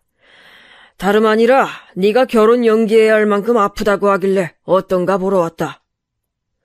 시아버지는 정말 세상 사람 좋게 말씀하셨어요. 말씀 뒤에 그리 나쁜 의도가 숨겨져 있는 것처럼 느껴지지 않았고요. 나온 음료를 앞에 두고서 시아버지는 빙긋거리며 웃으시더라고요. 우리 아들이 좀 결혼이 급해서 말이다. 애가 계속 안정된 가정을 꾸리고 싶어 했는데 결혼 연기해야 한다고 하니까 좀 마음이 급한가 봐. 네, 안 그래도 그런 것 같더라고요. 너무 걱정하지 마라. 만약 우리 애가 급하게 굴면 내가 막아줄 테니. 시아버지는 정말 호인이신 것 같았어요. 회사 중역으로 있다가 퇴직하셨다더니 품위도 있으셨죠. 젊을 땐 오히려 남자친구보다도 더 잘생기고 훤칠했을 것 같은 외모였고요. 근데 난 네가 웨딩드레스를 입으면 정말 예쁠 것 같구나. 지금도 예쁘지만 말이다. 별 말씀을요, 아버님. 아니, 정말이다. 아들놈이 운이 좋아. 소개를 받아서 이런 아가씨를 만나다니. 시아버지의 칭찬에 저는 좀 부끄러웠어요. 사실 제가 어려서부터 예쁘다는 말은 상당히 많이 들은 편이었지만 시아버지한테 직접적으로 이런 말을 들으니 더 부끄럽더라고요. 시아버지는 아주 담백하게 말씀하시고는 이런저런 얘기를 하며 대화를 이끌어 가셨어요. 회사에서 오랜 기간 일하신 분답게 무척 능숙한 대화 스킬이었고 어떻게 생각하면 젊을 때 여자들한테 인기 꽤나 있으셨던 게 아닐까 싶을 정도로 매력적이시더라고요. 아, 근데 이번 가을에 내 친구 아들도 결혼한다더구나. 그 애도 우리 애랑 비슷한 나이인데 서로 또래 아들들이 있다 보니까 알게 모르게 친구하고 좀 서로 잘난 척을 했었어. 애들 데리고 말이다. 아, 비슷한 또래 아드님이시구나. 그래. 그런데 여태까지 그 친구 아들이 다행히도 내 아들보단 조금씩 뒤떨어졌었다. 그래서 내가 여태 잘난 척을 꽤 해왔지. 자식 가지고 잘난 척하는 부모 마음 넌 이해 못하겠지만 그래도 이게 거의 본능에 가까운 거란다. 아니에요, 아버님. 저도 이해하죠. 저희 부모님도 정말 계속 그러시는걸요. 저는 고개를 흔들었어요. 사실 이해한다기보다는 부모님들이 그러시는 게 일반적이라는 걸 그냥 아는 것뿐이었죠. 제가 괜찮은 미대를 나온 건 맞지만 그래도 취업이나 데뷔를 한 것도 아닌데 저희 엄마 아빠는 저를 그렇게 자랑스러워하면서 여기저기 자랑하고 다니셨거든요. 시아버지는 허허 웃으시더니 조금 난처한 얼굴이 되셨어요. 그런데 그 친구 아들이 우리 애보다 조금 늦은 계절에 결혼한 줄 알았는데 이번에 연기하면 걔보단 좀 늦어지겠구나 우리 아들이. 아, 네. 평생 그 친구한테 내가 뒤처지는 건 없었는데 말이다. 물론 당연히 아주 가벼운 농담 톤의 말씀이셨어요. 하지만 설득력이 굉장히 있었고 저도 모르게 제가 결혼식을 연기하자고 하는 게 굉장한 잘못인 것처럼 느껴졌죠. 전 다시 한번 그냥 결혼을 해야 하나 생각했어요. 무척 호감 가는 어른인 시아버지가 저렇게 말씀하시는데 이왕 할 결혼 그냥 해버릴까 싶었던 거죠. 다시 고민이 되길래 저는 시아버지께 제가 다시 한번 몸 상태를 보고 말씀드리겠다고 걱정하지 마시라고 했어요. 그랬더니 시아버지는 너무 무리하지 말라며 다정하게 걱정하시고는 돌아가셨어요. 차를 운전해 오셨기 때문에 떠나시는 걸 배웅하고 전 집까지 걸어서 돌아갔죠. 거의 이왕 할 결혼 그냥 하자는 쪽으로 마음이 기울어지고 있었어요. 그런데 집으로 가는 길목에서 코너를 도는데 예상치 않게 자전거가 와서 부딪혔어요. 다행히도 세게 달리던 자전거가 아니라서 크게 다치진 않았지만 전 발목을 접지르면서 넘어졌죠. 아주 심하게 접지른 건 아니었어요. 하지만 역시 아프긴 해서 전 자전거를 타고 오던 아이를 조금 혼내고서 그냥 절뚝거리면서 집으로 돌아왔어요. 그리고 또 다른 불길함이 어른거리기 시작했죠. 이게 세 번째였어요. 전 엄마를 불러다 앉히고서는 오늘 있었던 일에 대해서 시시콜콜 다 얘기를 했어요. 또 자전거랑 부딪혔다는 거지? 역시 엄마도 그게 신경이 쓰이시는지 인상을 찌푸리시더라고요. 저도 다름 아닌 그 부분이 가장 마음에 걸렸어요. 시아버지야 며느리 설득하러 오실 수도 있죠. 아들이 결혼 급하다고 동동거렸을 수도 있고요. 하지만 엄마는 시아버지도 좀 걸리시는 것 같더라고요. 예비 며느리를 누가 그렇게 시아버지 혼자 보러 와? 좀 그렇지 그건. 뭐 어때서 그래? 되게 젠틀하게 나 차 한 잔 사주고 가셨어. 그냥 나 설득하러 오신 것 같더라고. 너 뭔가 그냥 넘어간 것 같은 분위기다? 되게 말씀 설득력 있게 잘하시더라고요. 분위기도 너무 좋으시고. 그게 이상하다는 거야. 너 얼마나 너 자신이 고집센지 알긴 알지? 그런 애를 그렇게 설득 한 번에 마음 돌리게 만든다? 좀 쉽지 않은데. 제대로 된 희대의 사업가 아니면 사기꾼일 것 같은데. 엄마는 뭔가 못마땅한 듯 계속 중얼거리셨어요. 전 너무 엄마가 넘겨짚는 것 같아서 그냥 웃어넘겼죠. 사기꾼은 무슨 사기꾼이에요. 그 점잖은 분이. 엄마는 하지만 고개를 저었어요. 나 너희 예비 시아버지 상견례에서 봤을 때부터 관상이 좀 안 좋았어. 뺀질뺀질 해가지고 마누라 등 뒤에서 입만 잘 놀리게 생겼더라고. 너희 시아버지 그렇게 좋은 사람 아닐 거야. 엄마 촉이 그렇게 느껴져. 엄마는 고개를 저었어요. 하지만 전 결혼을 연기하고 싶긴 했지만 어쨌든 하긴 할 거였기 때문에 엄마의 시부모님에 대한 안 좋은 말이 듣기 싫었죠. 전 듣기 싫은 티를 내면서 그런 소리를 하지 말라고 했고 엄마는 제 말을 들은 척도 하지 않으셨어요. 제 고집이 사실 엄마한테서 온 거였거든요. 아무래도 좀 이상해. 내가 순자한테 좀 전화해서 자세하게 좀 알아봐야겠다. 순자 아주머니? 하지만 아주머니도 잘 모르신다며. 건너 소개받은 거라. 그래도 한번 물어봐야지 자세히. 내가 스펙 좋은 거랑 집안 좋은 거 때문에 정신이 팔려서 제대로 물어보지도 않았다. 그런 걸 뭐 물어봐. 어차피 결혼할 건데. 아니야, 이건 엄만 잘 모르겠네. 그러고서 엄마는 곧장 순자 아주머니한테 전화를 했어요. 제 앞에서 전화하는 거라 제가 엄마 말을 다 들을 수가 있었어요. 여보세요? 순자니? 그래, 잘 돼가고 있어. 근데, 우리 딸내미 결혼하는 그 집안 말이야. 그래, 그 이씨 집안. 시어머니 될 자리가 그 병원 부원장인. 혹시 그 집안에 대해서 더 아는 거 없어? 그럼 누구한테서 소개받은 거라고 했지? 그래, 고향 친구 희영이. 그래. 걔도 또 부탁받은 거라고? 한참이나 얘기가 길어졌어요. 원래 순자 아주머니는 우리 엄마하고 같은 고향 출신인데 엄마는 고향에서 빨리 떠나왔고 순자 아주머니는 계속 오가면서 살고 계셨죠.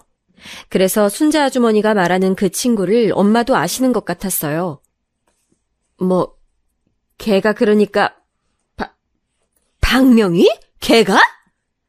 순간 엄마가 좀 놀라시더라고요. 엄마는 잠시 가만히 있다가 알겠다고 말씀하시고서는 끊었어요.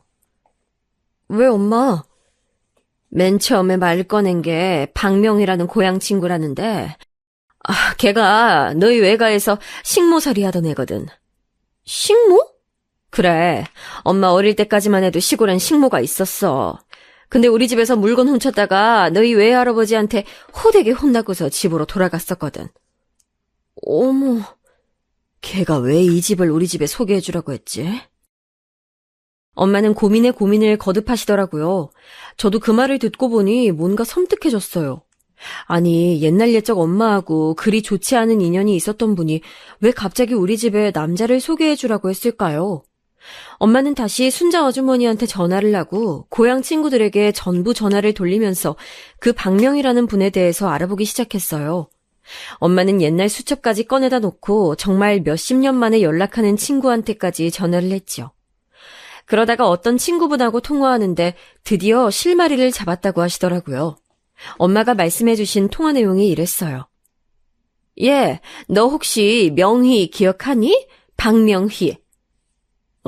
알지. 걔 우리 동네 빌라 반지하에 사는데. 어머, 그래? 지금 걔 어떻게 사니? 여기저기 파출부로 다녔었는데, 중매일도 하는지 이상한 자리 가져와서 여기저기 고향 애들한테 선보라고 들이대고 다니는 모양이더라. 이상한 자리? 나한테도 결혼 정년기 아들 딸 없냐고 하고, 좀 곤란한 자리들 가져와서 들이대나 봐. 집은 잘 사는데 하자 있는 사람들이 있잖니. 지능 좀 떨어지거나 자폐하거나. 그래, 그렇구나. 혹시 최근에 그런 집 자리 들이민 건 없었어? 왜 없겠니? 우리 집에 아직 대학도 졸업 안 한 딸 있거든? 둘째인데 애가 좀 예뻐. 그랬더니 무슨 변호사 사위 볼 생각 없냐는 거야. 근데 이쪽 고향 친구들 사이에서는 소문이 싸하게 났었거든. 걔가 들이미는 자리들 다 하자 했다고. 그래서 대체 무슨 소리냐고. 그 집은 또 어떤 집이길래 그러냐고 내가 막 쪼아댔어. 그랬더니? 내가 솔직하게 말해주면 결혼 생각해보겠다고 했더니 결국은 박명희 걔가 술술 불더라고. 집안은 진짜 좋다면서 엄마가 무슨 병원 원장이라나 부원장이라나. 근데 걔네 아빠가 아주 폭탄이더라, 폭탄. 폭탄? 무슨 사기 전과가 3개인가 되고, 무슨 별거 다 있었어. 전과가 10손가락으로도 셀 수 없더라. 그 집 엄마가 아들 결혼할 때까지만 그 아버지하고 살고, 그 이후에는 이혼해버린다고 아주 벼르고 있나 봐.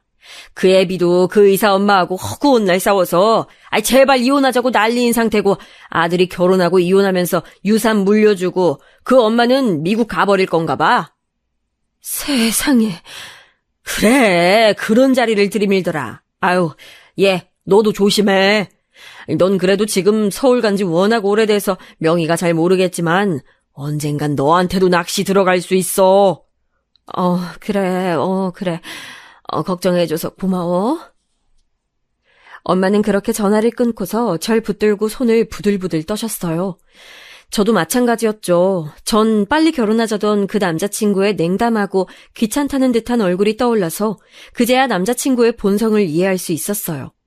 엄만 하마터면 본인의 인간관계 때문에 저를 정말 인간말종 집안에 넘길 뻔했다는 사실에 머리카락이 쭉 뼈 사셨다고 해요. 저는 엄마하고 붙들고 결혼하기 전에 이런 상황을 알게 돼서 천만다행이라고 생각했죠. 그제서야 예비 시아버지가 그렇게나 말도 잘하고 설득력 있게 사람을 꼬여낼 수 있는 이유를 알겠더라고요. 저희가 너무 황망해서 어쩔 줄을 모르고 있을 무렵 오빠가 미국에서 돌아왔어요. 저 결혼 얼마 남지 않은 시기에 일부러 맞춰서 왔다고 하더라고요. 한국에서 좀 쉬기도 하고 제 결혼도 보고 다시 나가려고요. 그런데 저랑 엄마가 그간 있었던 일을 오빠한테 매달려서 말하니까 오빠가 자세히 남자친구에 대해서 물어봤어요. 제가 이런저런 일들을 막 두서없이 말하니까 오빠가 그러더라고요. 사이코패스까진 아니어도 공감 능력이 많이 부족한 사람인데?